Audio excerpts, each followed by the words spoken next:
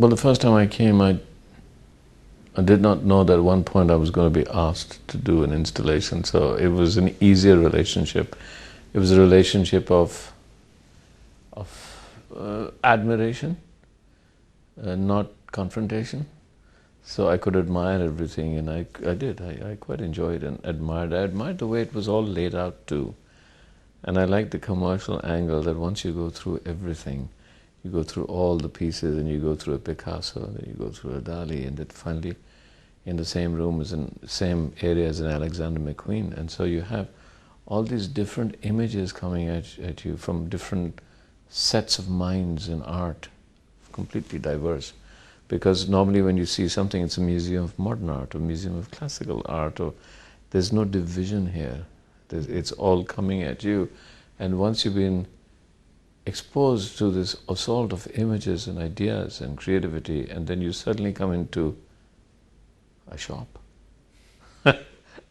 And you come into a space which is all very beautifully laid out, and it's actually, you can buy all kinds of crystal things. And I thought, is this art or is this commerce?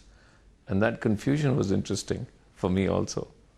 So it was a very interesting experience too. I was, as a kid, the only comic strip we used to get was Phantom.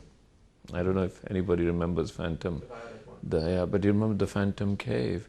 It was a bit like the cave that the big thing that you walk into the Kristallwelten here. And so that was the first impression. I thought, Phantom.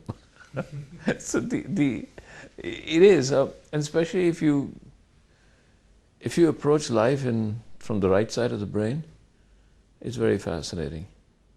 It's very fascinating what this place does to you. So did you want to resolve that confusion or this ambivalence of art and commerce in the Kristallwelten? Did it work out as it is? No. I think that every resolution, every defining actually is reductive to the experience.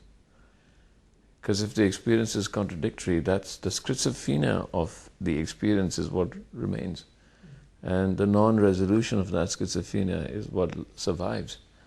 So, you know, the interesting thing about night is that the fact that there is day. The interesting thing about male is the fact that there is female. If you try and resolve it, the fact is that the attempt of the resolution of dawn, or the resolution of twilight, or the resolution of the conflict between male and female leads to more books and more of our life than anything else ever does. But it's the attempt at the conflict to resolution.